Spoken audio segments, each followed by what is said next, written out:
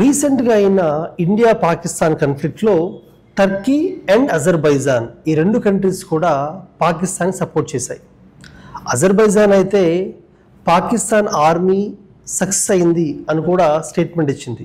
అయితే ఎందుకు Azerbaijan Pakistan support చేస్తుంది? దీనికి చాలా కారణాలు ఉన్నాయి.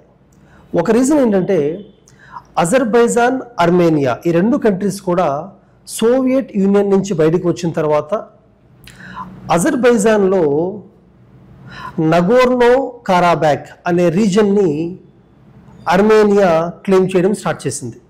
ఎందుకంటే నగోర్నో కారాబాక్ రీజన్లో ఆర్మేనియన్ ఎథ్నిసిటీ ఉన్న వాళ్ళు ఎక్కువగా ఉంటారు. ఆ అథారిటీసే వాటిని కంట్రోల్ చేస్తూ ఉండేది. అయితే అజర్బైజాన్ ప్రిడామినెంట్లీ ఒక ముస్లిం నేషన్, ఆర్మేనియా క్రిస్టియన్ నేషన్. అయితే ఆర్మేనియన్ ఫోర్సెస్ నగోర్నో కారాబాక్ అనే రీజన్లో కొజాలి అనే సిటీ మీద 1992లో ఒక స్మాల్ స్కేల్ వార్లా చేశారు. ఆ ఏరియా మొత్తం, సిటీ మొత్తం సరౌండ్ చేసి అందులో ఉన్న చాలామంది సిటిజన్స్ని, సివిలియన్స్ని చంపడం జరిగింది. దీని గురించి పాకిస్తాన్ పబ్లిక్గా జెనోసైడ్ అని రికగ్నైజ్ చేసింది. కానీ ఇండియా మాత్రం ఎటువంటి స్టేట్మెంట్ ఇవ్వలేదు. ఆ కోపం అజర్బైజాన్కి అప్పటి నుంచే ఉంది. అయితే ఒకప్పుడు ఇండియా అజర్బైజాన్కి కొంతవరకు సపోర్ట్ చేసేది. నగోర్నో కారాబాక్ రీజన్ అనేది అజర్బైజాన్లో పార్ట్ కాబట్టి వాళ్ళకి దాని మీద కంట్రోల్ ఉండాలి అని చెప్పేది ఒకప్పుడు.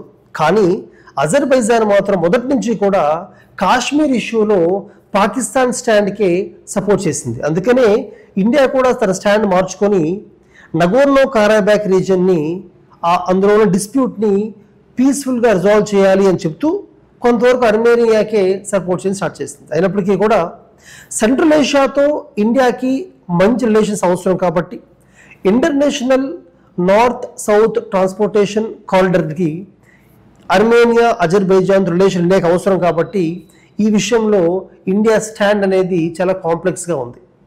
సో ఈ విషయాలు దృష్టిలో పెట్టుకుంటే మనకు అర్థమవుతుంది క్లియర్గా ఎందుకు అజర్బైజాన్ అనేది రీసెంట్ కాన్ఫ్లిక్ట్లో పాకిస్తాన్కి సపోర్ట్ చేస్తుంది అనే విషయం.